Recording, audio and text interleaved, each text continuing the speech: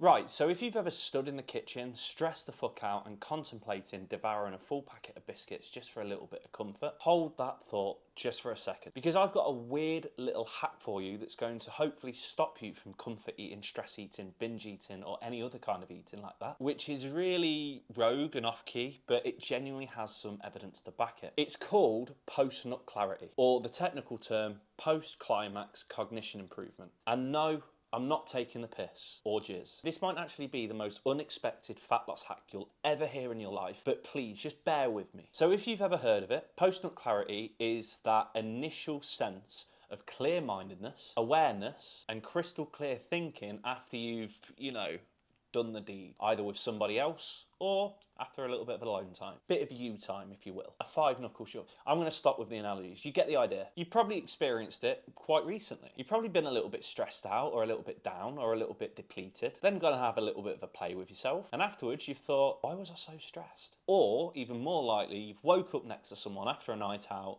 and then thought to yourself, why did I do that? That was a bad choice. That is post-nut clarity. And believe it or not, there is actual scientific evidence to suggest that it can improve cognition, reduce stress, and boost emotional regulation. Now, you're probably asking me, okay, cool, why the fuck does wanking have any relation to fat loss? What's the link? Here's how. A lot of unhelpful eating behaviours, such as stress eating or comfort eating, don't actually happen because you're hungry. They happen because you're chasing dopamine. You're trying to self-soothe, to distract yourself from the shit that you've had to been dealing with throughout the day. And if you turn to food, then food is a very quick, very easy way to get that boost of dopamine which you're craving. But there's another way to get that boost of dopamine without derailing your progress at all. And that is to have sex or sort yourself out solo, whatever it is you want or whatever it is you can. Because once that hit of dopamine hits, your brain starts to calm down a little bit. You get that post-nut clarity of a clearer mind. And more often than not, you'll actually start to think, I don't actually want that chocolate bar, which I was craving about 30 seconds ago. So here's the deal. The next time you are feeling stressed or anxious or just overwhelmed and you feel yourself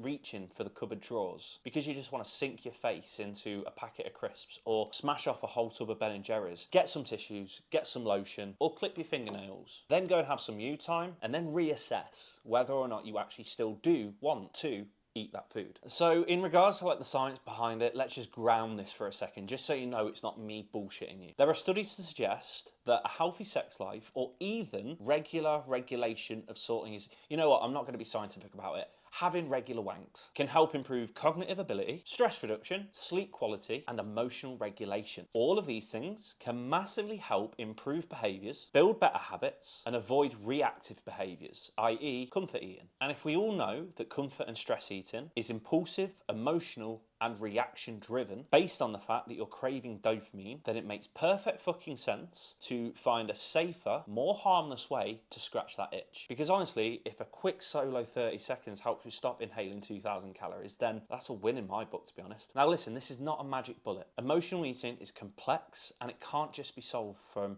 a wank. But this can be one of those in the moment tools that you can utilize to stop you making reactive decisions. It can break the loop and give you time to think. In the same way as when we say go for a 10-minute walk first, have 30 seconds breathing time, or drink a glass of water. Have a wank and then decide. If you still want food after it, then sure, crack on, go for it. But the chances are that urge will pass and you'll feel a little bit more in control. So to sum it up, if your emotional eating is sabotaging your goals, don't shame yourself, don't beat yourself up, just ask yourself, do I need food or do I need a release? Is it a bit rogue? Yeah. Might I get cancelled for saying this? Probably. But if it works, it works. And if you want some more slightly unhinged tips like this, which allow you to lose weight in the least restrictive, least wanky, excuse the pun, way possible, make sure that you're either following my Instagram at k.p_health, subscribe to this channel, or like and comment. I'll see you in the next one, probably with both hands on the table. Peace.